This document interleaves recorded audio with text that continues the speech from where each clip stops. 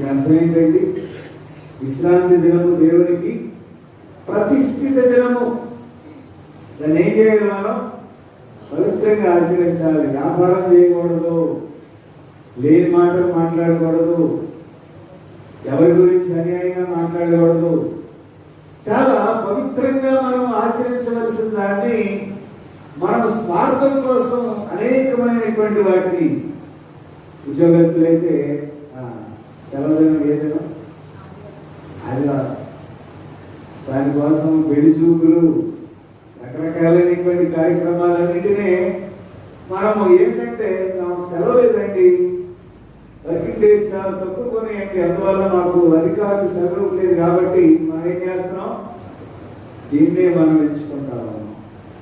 కాబట్టి యెషయా గ్రంథం 58వ అధ్యాయంలో మనం గమనించగలిగినటువంటి శ్రేష్టమైనటువంటి మాట, విశ్రాంతి దినమును దేవుడికి ప్రతిష్ఠిత దినముగా ఆచరించవలసి ఉన్నది.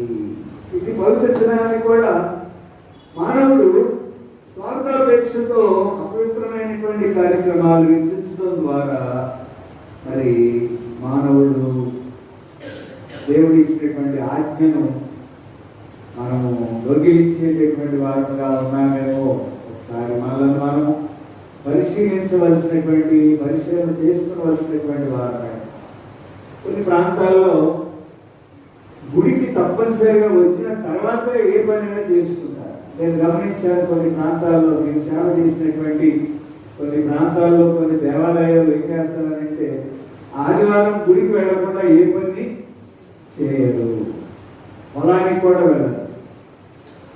గుడికి వచ్చిన తర్వాత భోజనం చేసి అవసరమైతే మధ్యాహ్నం నుంచి వెళ్తారు తప్ప గుడికి రాకుండా మాత్రం ఏ పనిని చేయరు. ఒక నిబద్ధత కలిగినటువంటి ఒక లైఫ్ స్టైల్, ఒక జీవిత విధానం కలిగినటువంటి కొన్ని సంఘాలను నేను మన సిఎస్ఐ సంఘాల్లోని చూడటం జరిగినట్లుగా నేను సాక్షిగా మీ ముందు చెప్పగలుగుతున్నా. ఫిబ్రవరి రాసిన పత్రిక 4వ అధ్యాయంలో మనము గమనించగలిగినట్లయితే 4వ అధ్యాయంలో ఇక్కడ రచయిత విశ్రాంతి అనేటటువంటి పదాన్ని ప్రత్యేకంగా వాడాడు.